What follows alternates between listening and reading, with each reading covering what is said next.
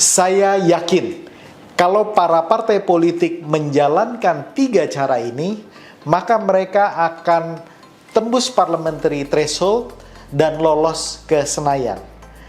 Nah, bagaimana 3 cara ini? Kita bahas bersama.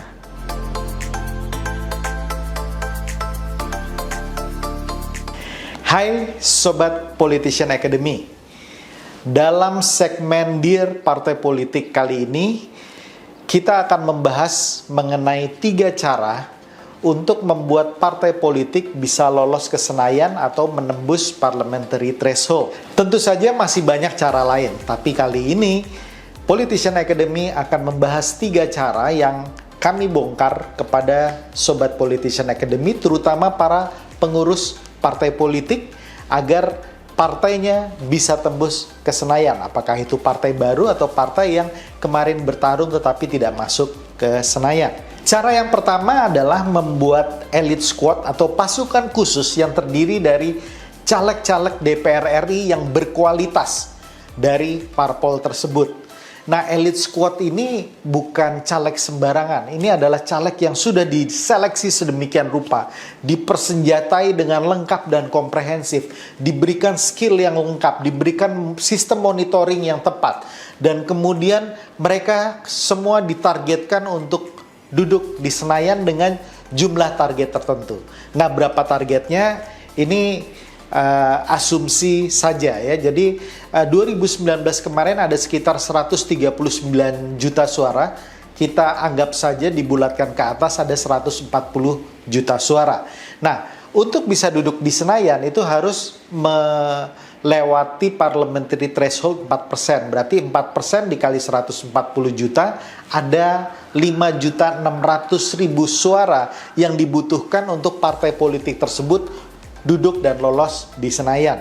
Nah, target 5.600.000 tersebut kemudian dibagi ke jumlah caleg-caleg yang tadi, yang pasukan elit tadi. Misalnya, saya ambil contoh kalau dibagi ke 80 dapil, artinya setiap dapil itu ada 1 caleg eksklusifnya yang merupakan anggota pasukan khusus tersebut.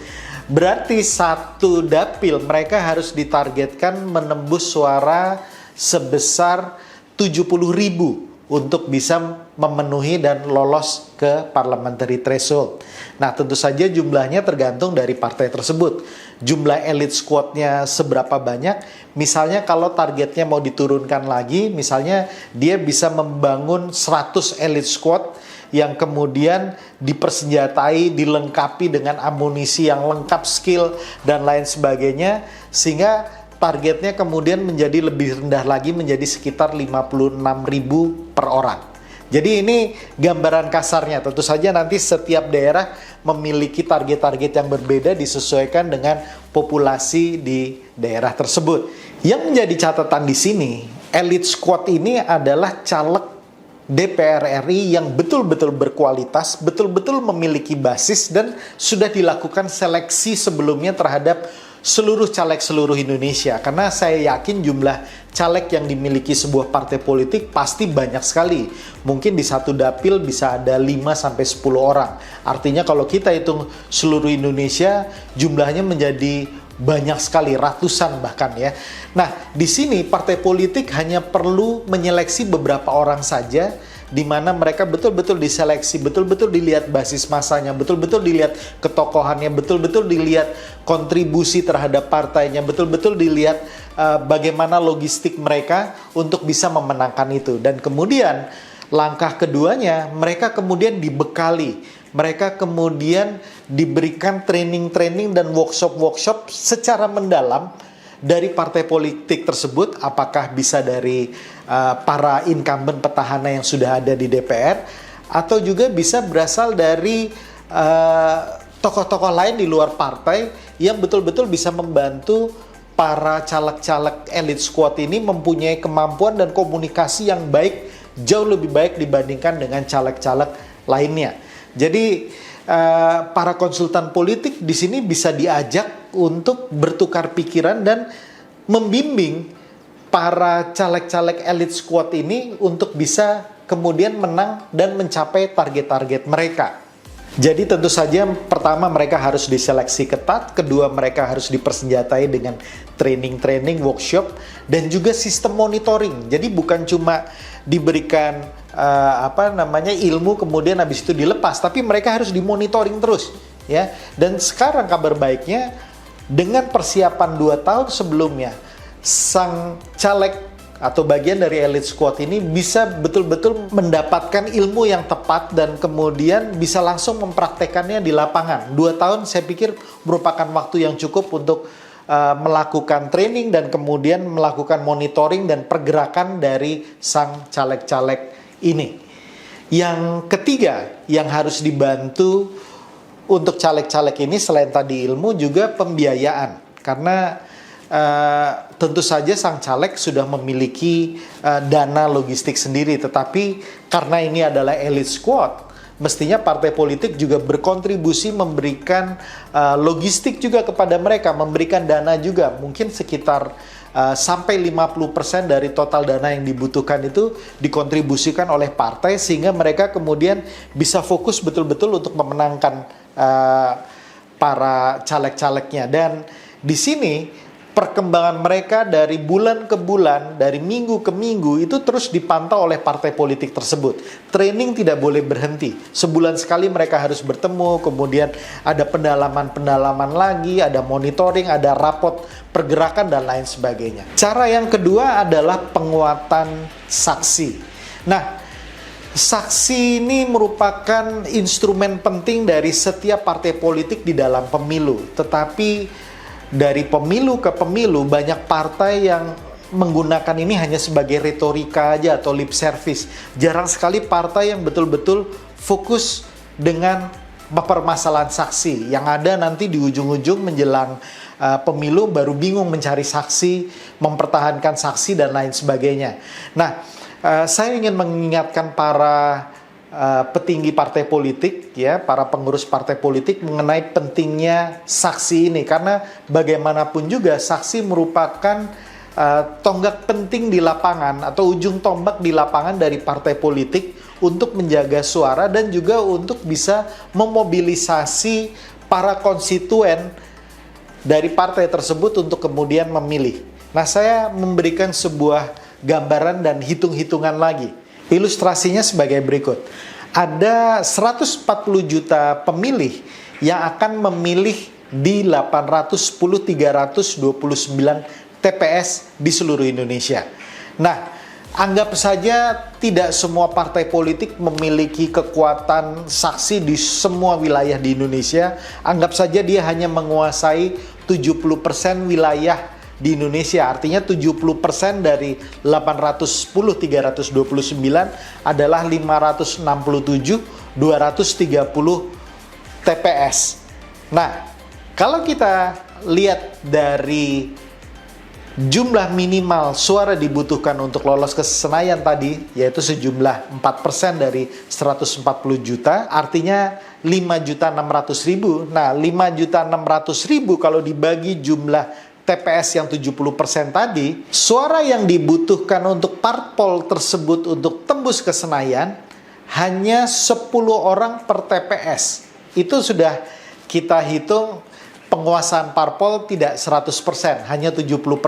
Jadi ada 5.600.000 dibagi 567.230 TPS. Artinya kurang lebih sekitar 10 orang per TPS. Artinya target partai politik tersebut per TPS, satu saksi bisa mengajak 10 orang yang bisa mencoblos partai tersebut. Ya, 10 orang bukan angka yang sedikit, tapi bukan angka yang terlalu banyak juga. Artinya kalau misalnya partai politik bisa serius mengurus pengurusan saksi atau manajemen saksi di level nasional sampai daerah, maka selesai sudah. Ya, artinya tidak terlalu sulit sebetulnya, ya. Atau kalau misalnya kita naikkan lagi angka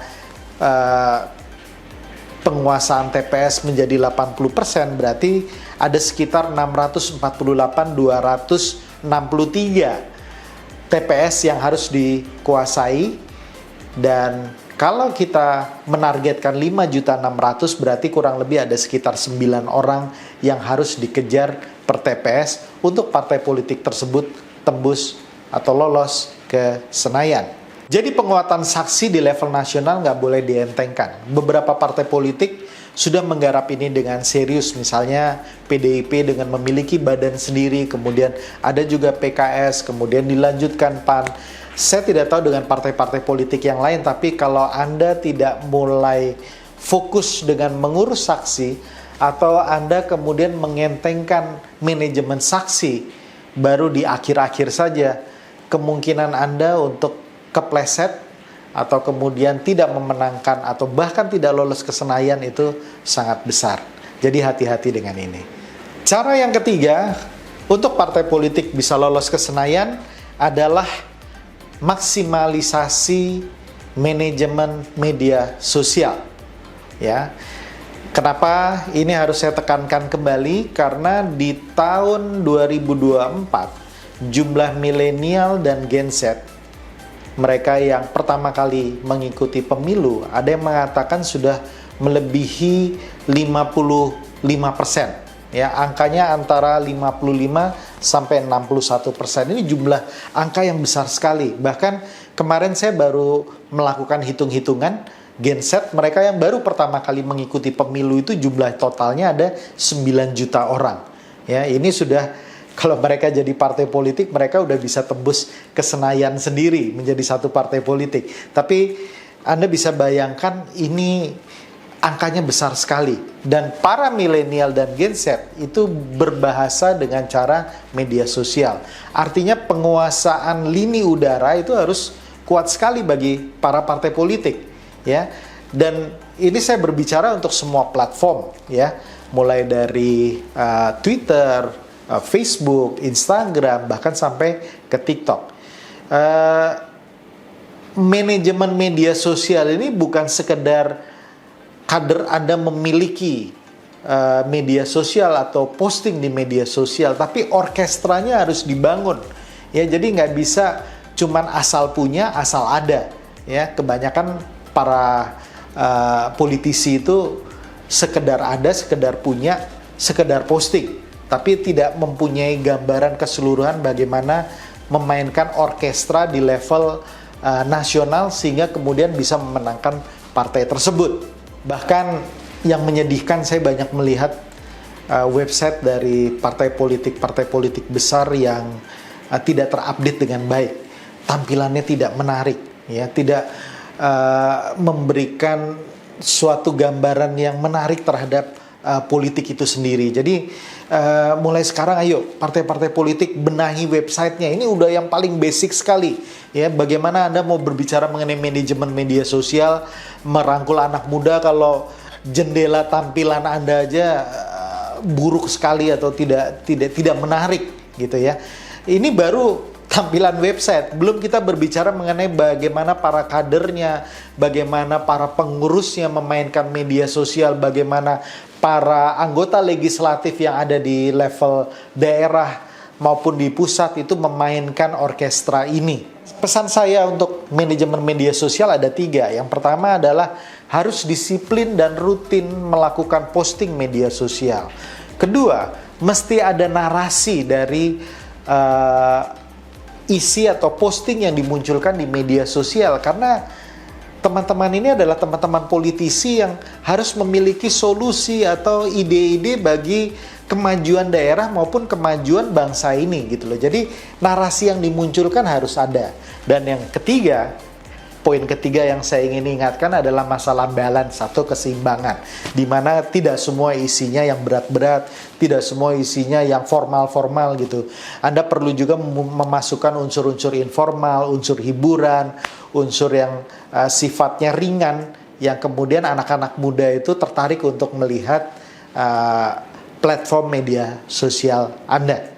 Nah, demikian 3 hal yang saya bisa share kepada Anda, dan saya yakin sekali kalau partai politik melakukan 3 cara ini, pembentukan elite squad, penguatan saksi, penguatan manajemen media sosial, dengan sangat serius, dengan sangat konsisten, saya yakin partai politik Anda bisa tembus dan lolos ke Senayan di 2024 nanti.